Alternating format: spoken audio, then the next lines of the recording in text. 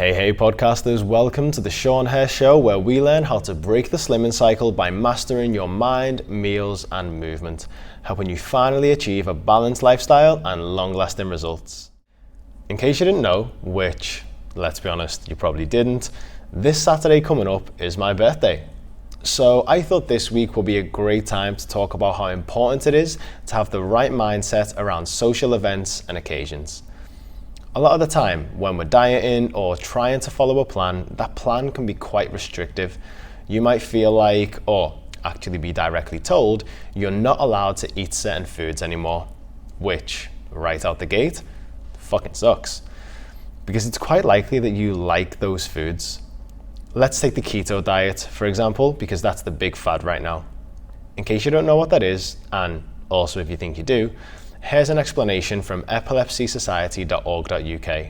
Now, you might be wondering what epilepsy has to do with the keto diet, but just have a listen to this. According to the Epilepsy Society, the ketogenic diet is a high-fat, low-carbohydrate, controlled protein diet that has been used since the 1920s for the treatment of epilepsy.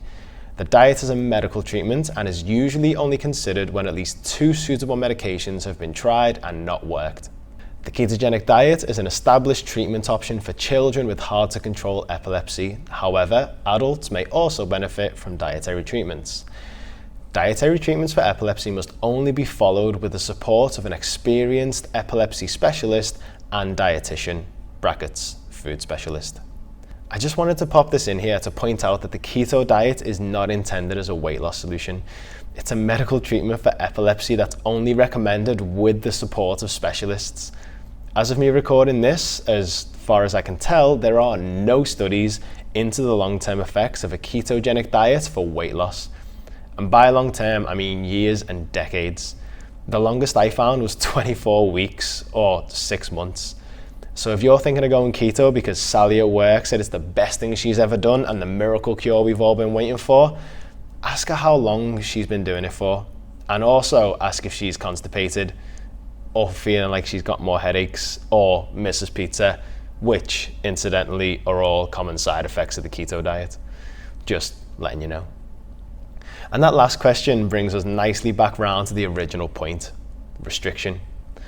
Like I said earlier, the keto diet is low carbohydrate, and I mean super low, as in less than 25 grams a day, or 50 if you're being lenient. 25 grams of carbs is about the same as your average size banana. So keto means no pizza, no donuts, no chocolate, no bread, no Pringles, no M&Ms, and probably no alcohol too, unless you're drinking straight spirits. At this point, you might be thinking, Shaun, that sounds like a great idea. Those are all the things I know are bad for me, so it's a good idea to cut them out, right? Well, maybe, but the restriction doesn't stop there. Like I said, 25 grams of carbs is just 1 banana, which means you're also having no rice, potatoes, beans, lentils, quinoa, couscous, basically no fiber, which is essential for gut health and therefore health in general. And if all you can fit in is 1 banana, that also means no other fruit. This isn't sounding great for your long-term health. But we're not focusing on health right now. We're thinking about lifestyle. Think about any of your typical social events. There will be carbs. Go in the pictures, popcorn. Wedding, cake. Family party, you know someone's mum is bringing out the beige buffet of sausage rolls, Scotch eggs, and breaded chicken goujons. And you're gonna wanna get involved, aren't you? Obviously, we wanna be able to say no to the 5th slice of cake Nan offers us, because apparently we still haven't stopped growing, but you get what I'm trying to say here. It's nice to have a little indulgence from time to time.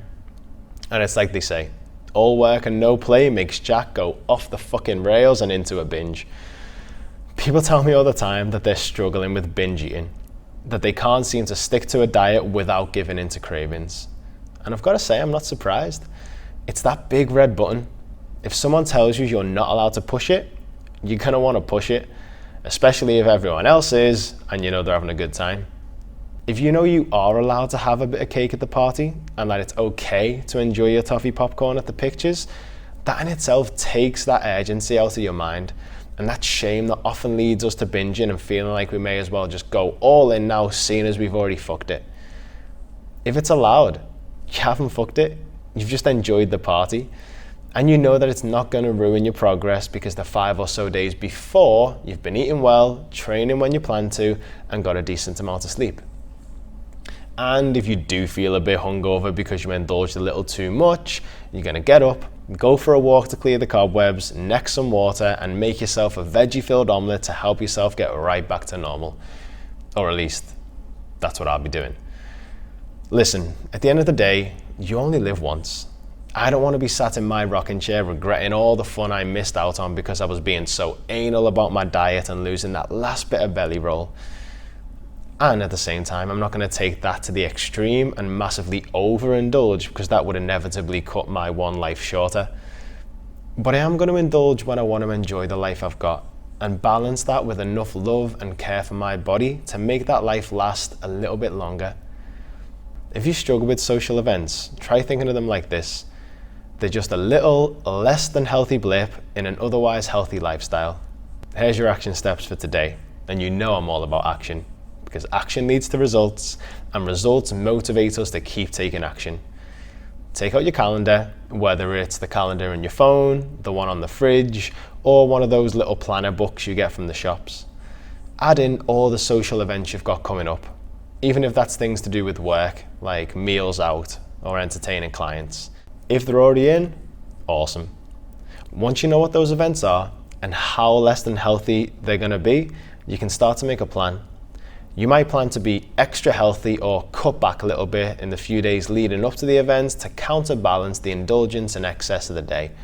Or you might plan how you could say no to avoid certain things and act as damage control. Get the events in your calendar, make a plan, then follow the plan and enjoy the event. In the end, it's up to you how you choose to live your life. And however you choose to do it, I hope you enjoy it. I'll say a little cheers to you when I'm enjoying my rum and coke this weekend. See you in the next one.